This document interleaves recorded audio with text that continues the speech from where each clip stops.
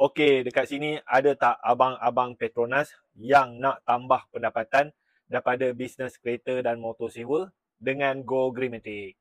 Okey, kali ni saya nak kongsi kisah kejayaan tim Go Greenmatic di mana dia ni kerja dengan Petronas. So, sambil-sambil dia bekerja tu, dia uruskan 6 kereta dan 2 motor sewa menggunakan sistem Go Greenmatic.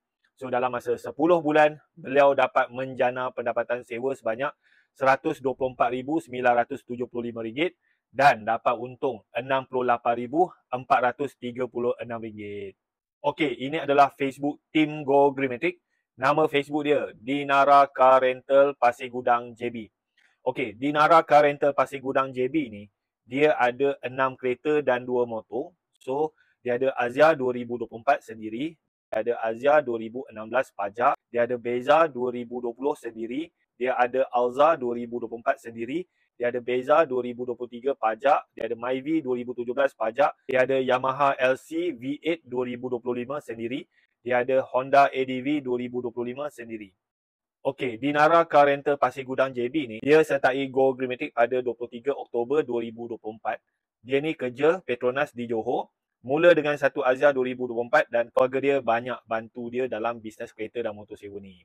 Okey, ini adalah rekod sewaan dan untung beliau pada tahun 2025. Januari sewaan dia 7,430, untung dia 5,250. Februari sewaan dia 4,420, untung dia 3,204. Mac sewaan dia 13,030, untung dia 6,679. April sewaan dia 9,939, untung dia 7,049. Mei sewaan dia 13,770, untung dia 7,973. Jun sewaan dia 11,276, untung dia 8,308. Julai sewaan dia 7,990, untung dia 4,392. Ogos sewaan dia 13,690, untung dia 8,013. September sewaan dia 27,060, untung dia 10,604. Oktober sewaan dia 16,370, untung dia 6,964. So, daripada Januari sampai Oktober 2025, beliau dapat menjana pendapatan sewa sebanyak RM124,975 dan untung RM68,436.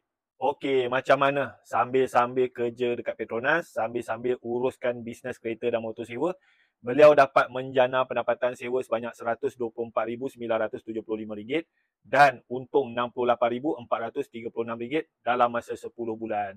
So, dekat sini ada tak sesiapa yang kerja Petronas ke, kerja kerajaan ke, kerja swasta ke, duduk kampung ke, duduk bandar ke, ada kereta ke, tak ada kereta ke, berminat untuk buat bisnes kereta dan motor sewa ni dengan Go Greenmatic? Alright, untuk sertai Go Greenmatic, kita kenakan yuran kalian RM300 setahun. So, kita bagi group support, kita bagi training, kita bagi sistem laman web, template dokumen sewa, bahan-bahan pemasaran, sistem untuk tapis pelanggan. Dan kalau you nak kereta ataupun motor, Go Greenmatic pun boleh bagi kereta dan motor dalam bentuk pajakan. Alright, so kalau you nak join Go Greenmatic, you komen nak join, you screenshot video ni, you pergi dekat saya punya bio, you message saya cakap nak join team Go Greenmatic. Like, follow, komen dan share kalau nak belajar macam mana nak buat bisnes kereta dan motor sewa dengan betul. Boleh?